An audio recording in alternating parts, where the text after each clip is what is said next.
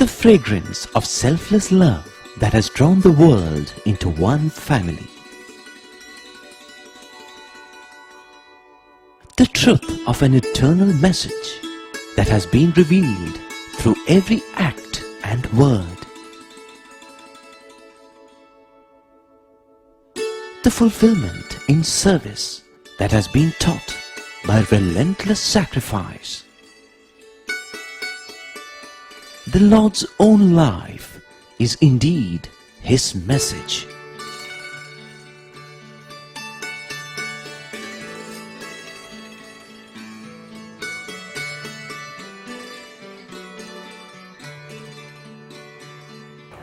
Sai Ram, and greetings from Prashanti Nilayam. It is a pleasure to welcome you again. And just to remind you, today we are presenting the 6th episode of our special serial entitled The Message of the Lord. Just in the last episode, I was telling you that whenever we face a moral crisis or wish to talk to God, He speaks to us via a special hotline called the Buddhi. And if this hotline is not in regular use, it can have breakdowns. And this can be a serious problem in times of emergency.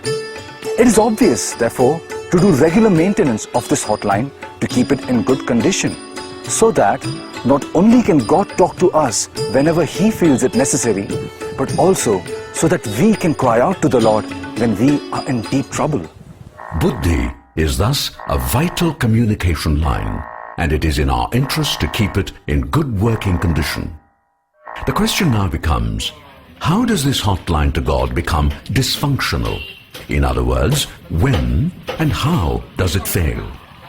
Buddhi fails the same way gadgets and instruments that we normally use fail. For example, if we have a bicycle and we wish to use it anytime we want, then clearly the cycle must be kept clean, the bearings must be regularly oiled, the tire pressure must be constantly checked, air pumped in if required, the brakes must be kept in order, and so on. In the same way, the maintenance procedures that Baba recommends for keeping Buddhi in good working condition are: always avoid bad company, always do your best to see good, hear good, and speak good, and finally, try and chant the name of the Lord as frequently as possible. These things are not all that difficult, are they? Yet, people do not bother. Why? Because they do not understand or appreciate the significance of Buddhi. Here is a simple example of how ignorant people can be of the gifts that God has endowed us with. Now, what is the most precious gift that God gives to each and every one of us? Clearly, it is life itself. And therefore, we ought to take as good care as possible of ourselves, right? Just have a look at these pictures. Life is supposed to be precious, and yet, look at how careless these people are about safety and the unnecessary risks they are taking. Some say these sorts of things can happen only in the third world. Well, similar things happen even in advanced countries also. For example, car accidents caused by drivers texting while driving is rapidly increasing.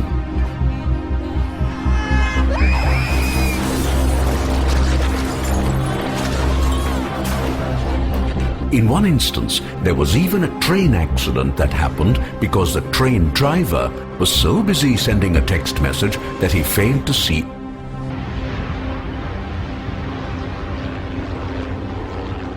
In other words, indifference to things important is far too common, and that applies to Buddhi also.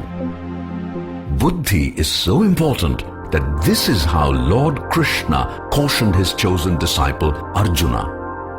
The essence of what Krishna said is the following: O man, if you allow your mind to be drawn to objects of the world and develop attachment to them, then step by step desires would build up in you. And when you are not able to fulfill your desires, you are likely to become more and more angry. And when anger is allowed to grow, it would lead to jealousy, hatred, and such other undesirable qualities. In the end, you would lose all your reasoning power, and when that happens, disaster is sure to follow. God has not only given us many gifts, but has actually taken residence within us, which is why Swami often tells us, తన యందున్నటువంటి ఒక తత్వాన్ని మానవుడు కనుక్కోవాలంటే బయట వెతుకుతున్నాడే కానీ తన లోపల వెతకటం లేదు. To know the latent divinity within, man is searching outwards, externally.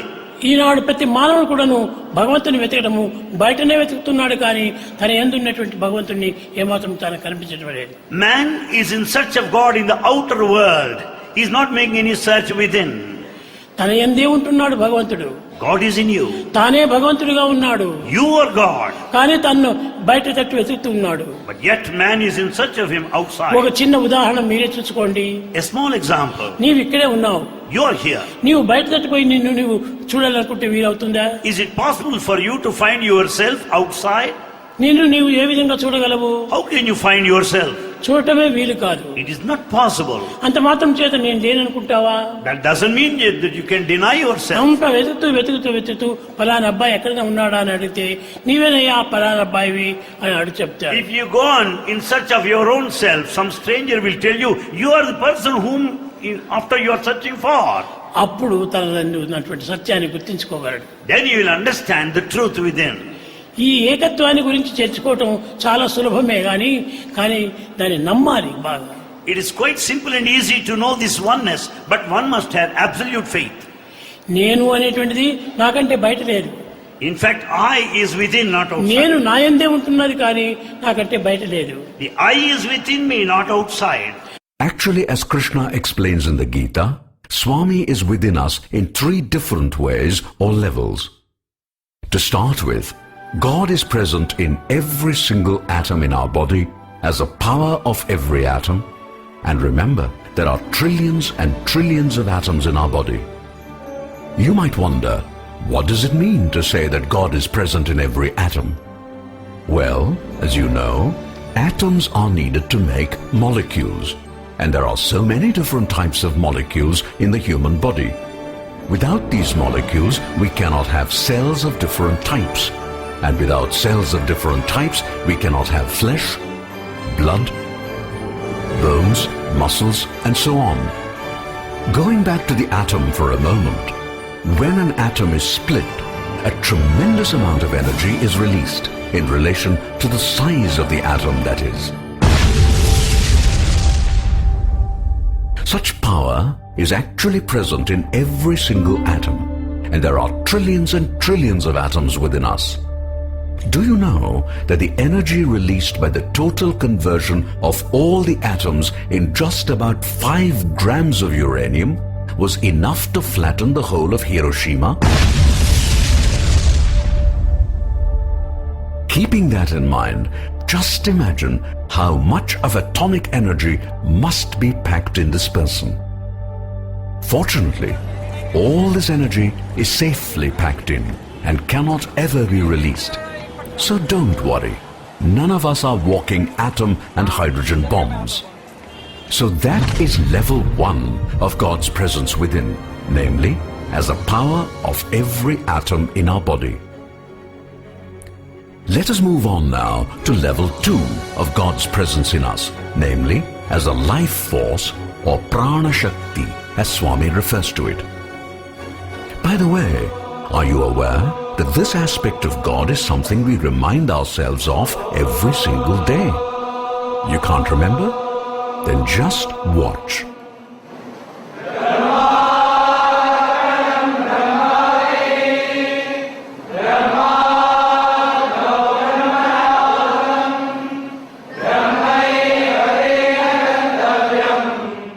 Remember that shloka? Isn't that familiar?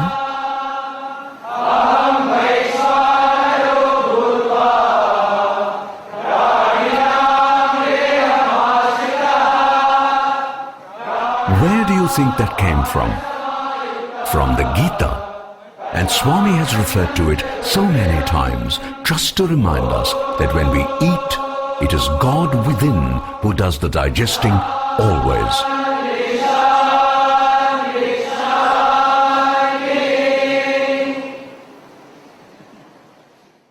And God does this for every creature, from the ant all the way to the elephant and the whale. That is just one example of how the life force operates and helps us. Let us explore some more of the wonders concerning this mysterious life force within that keeps us going without our even being aware of it. You see how active these people are? That is how active a living body can be. Where does that power come from? From the life force or prana shakti, and that shakti is God. It is not just vigorous activity via which the life force manifests. There are a number of other remarkable things that can be traced back to the life force. Just consider the fingers of a human hand. Have you ever wondered how dexterous they are?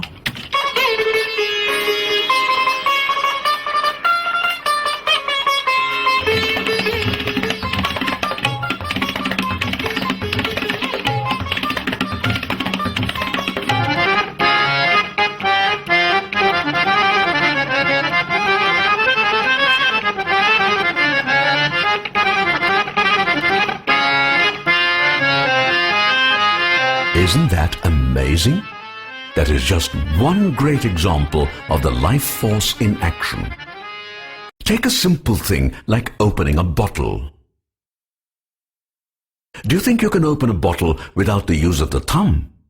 If so, try it. Newton was so amazed by the thumb that he once declared, "The thumb alone is enough to prove that God exists." Here are some amazing facts about the human body that we all take so much for granted. Let us start with the heart. We all know that the heart is a pump that is vital for circulating blood, etc. Now, normally a pump set consists of a pump and a motor. If the heart is a pump, then where is its motor? Have you ever asked yourself that question?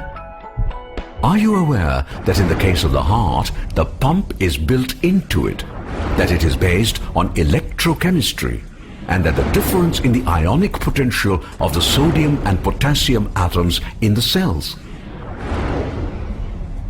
The heart may be described as a pump, but no man-made pump can grow in size. But the heart? It is a pump that actually grows in size as an individual grows from a baby through childhood to an adult. The heart is also capable of self-repair, to a modest extent, that is.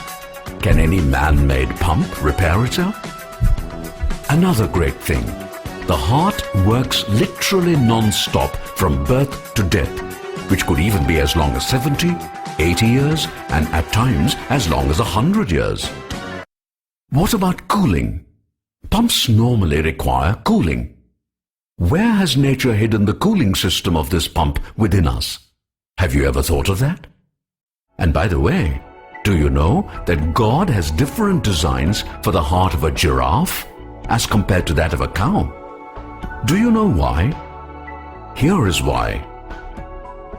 In the case of a giraffe, its head is always at a much higher level than that of the heart.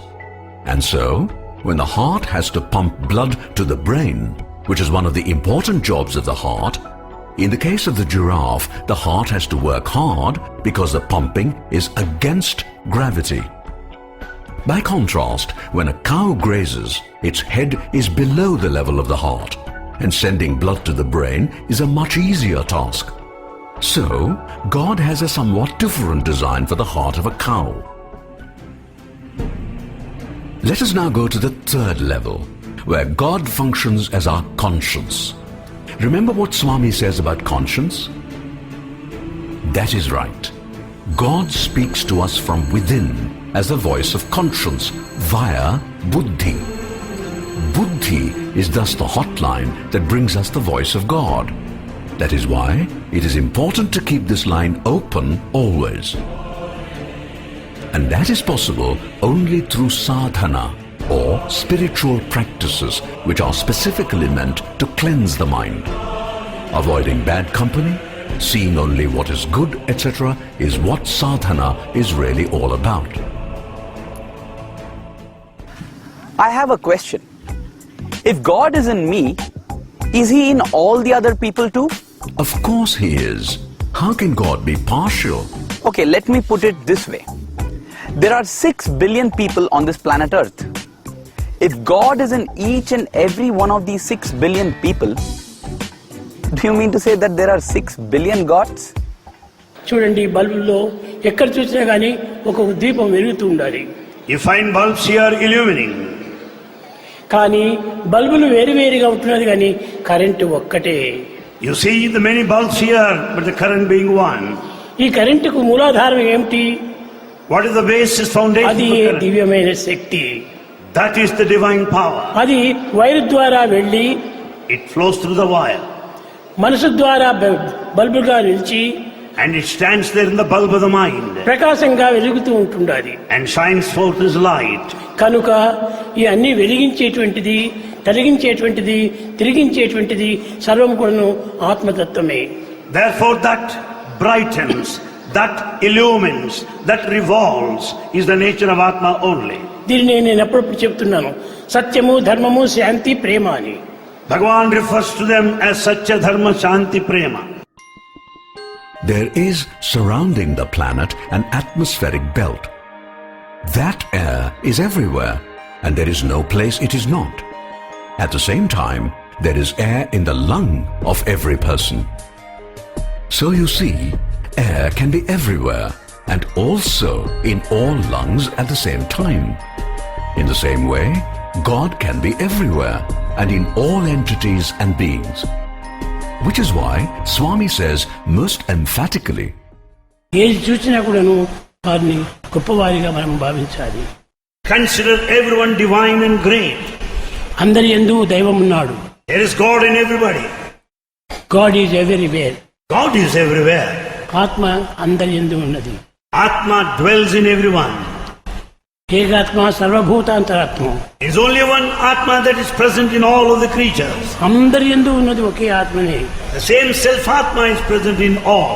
there is only God everywhere and nothing except God.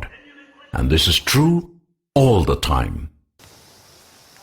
God may be hiding in everything that we see all around us. But my question is, when I see a wild animal, I see a snake, or for that matter, even a bad person, how do I see God in them? In short, you speak of unity in diversity, but how do I see God in this diversity, which is all that I can see? సత్య ధర్మములు, శాంతి, ప్రేమలతో With నీ నిత్య such జీవం యాత్ర సాగించు. carry on your life sojourn with the principles of Satya, Dharma, Shanti, Prema. ఈ సత్య ధర్మములు మనకు నిలిచినప్పుడే ప్రపంచం కూడా మనకు నిలుస్తుంది. And when these two are well maintained, the whole world would be safe and secure. కనుక నీవు ప్రపంచంతో నీవు పోరాటం అక్కర్లేదు. You don't need to fight with the world. ప్రపంచం నీకేం అపకారం చేసింది? And the world has not done any harm. అపకారం చేయనటువంటి నిరపరాధులను శిక్షించడం గొప్పదా? Is it anything great in attacking those who have not been guilty? ప్రత్యక్షంగా నీకు పరోక్షంగా ఉండేటువంటి సత్యధర్మం నీవు పోషిస్తున్నా. Therefore the fundamental qualities of Satya Dharma వాళ్ళని has to కాపాడుతున్నా. maintain. See that they are preserved. వారిని కాపాడుతూ వచ్చినప్పుడు అవే నీకు తిరిగి అస్త్రంగా మారి నిన్ను పోషిస్తూ వస్తాయి. They in turn will protect you. ఇలాంటి సూక్తులు, ఆధారమైనటువంటి సూక్తులు మీరు నేర్చుకొని పెద్దలకు అందరికీ బోధించాలి. These teachings you should learn and share with everybody, elders in society. ఎలాంటి ఆపద కలిగినప్పటికీ సత్యాన్ని నీవేమాత్రం వదలకు. At any point of time, in spite of obstacles and ధర్మాన్ని ఏమీ difficulties, వదలకు. never give up truth and dharma. ఆ రెండింటినీ మనం ప్రధానంగా గట్టిగా పట్టుకున్నప్పుడు With all the determination you catch hold of these two, దైవమే మనం ప్రత్యక్షంగా వచ్చి God will come to you directly నిన్ను కాపాడుతూ ఉంటాడు. and will protect you. You may say, All that is okay. I see a snake. How do I deal with it? the answer is simple. If you do not feel any hatred towards the snake, and also keep telling yourself that God is in the snake, and since God loves all, the snake would not hurt, it would simply go away. You do not believe it? Actually, that exactly is what Swami has often said in his discourses. He says back in olden times, rishis withdrew to the forests to do tapas. In those days, the forests were dense and full of all sorts of wild animals and reptiles. But none of these creatures ever harmed the rishis as they sat in deep meditation. If by chance they came near these rishis, the good vibrations emanating from them would quieten these creatures and they would just go away elsewhere. That is how love radiates and creates a protective shield. Some of you might not be convinced and may wonder whether such things happen in this day and age. Well, in that case, I must tell you about the following incident that was once narrated to students by a person from New York in Swami's presence. This happened many years ago in Vrindavan, in the post-bhajan session that Swami used to regularly have with students back in those days. This person used to regularly render service to the helpless and needy by distributing food packets to people living in a famous slum called Harlem. One day, after distributing such packets, this devotee was returning to his apartment by the subway train, carrying with him the surplus packets left over after distribution. It was somewhat late at night, and there were not many passengers in the compartment. And then, when the train stopped in a station, a man with a huge frame and looking rather mean and quite tough got in. As soon as the train began to move, this man opened a switchblade knife and began threatening people and demanding money from the frightened passengers. Sitting in his bench far away, the devotee who was narrating the incident said that seeing this man he became quite frightened. He then began praying, "Swami, I know you are in every single person, including this man holding a knife and threatening everyone here. When I see him, he no doubt looks evil. However, I am not going to look at his face. Instead, I am going to look into his heart where I know you are seated. And so I appeal to you, Swami, who is seated in his heart, to accept the love that I am now going to offer. Please respond favorably and give me a sign that you have heard my prayer." The tough guy was giving him a mean and questioning look. Taking courage from Swami, the devotee smiled and said to this man, "Sir, can I offer you some sandwiches and chocolate cookies to go along with it? Here is a packet containing them, and please would you be so kind as to accept?" Having said that, the devotee waited anxiously to see what would happen. The man stretched his hand forward,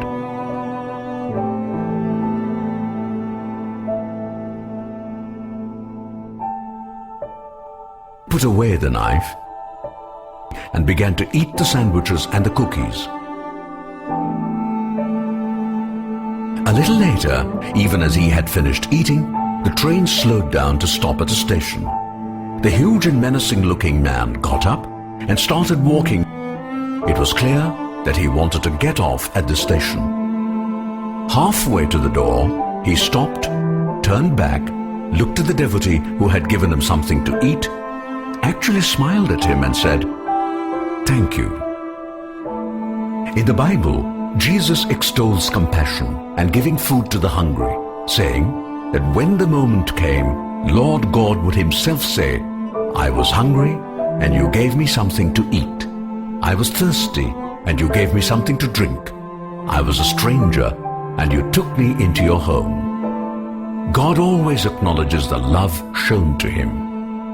If you think about it, Jesus is asking man to see God in the person to whom one gives, which is precisely the same thing which Swami asks us to do. Just to remind you, Swami says two things in this context. Firstly, Sarva Jiva Namaskaram, Keshavam Pratigacchati. This means that if you offer salutations to any individual, it is really addressed to the God within the individual. Thus, all salutations offered go ultimately only to God. Swami also adds, Sarva Jiva Tiraskaram Keshavam Pratigacchati. This means that if you abuse any individual, you are really abusing the God within the individual. Thus, all abuses go ultimately only to God. Do we really want that? Think about it. This brings us to the take-home lesson of this episode, which is, God resides in every heart. While our actions must necessarily be at the worldly level, they must always, always be based on love. That's all we have for you in this episode, and I thank you for joining us. Make sure to be with us again tomorrow for the next episode of our serial. All the best till then. Jai Sai Ram.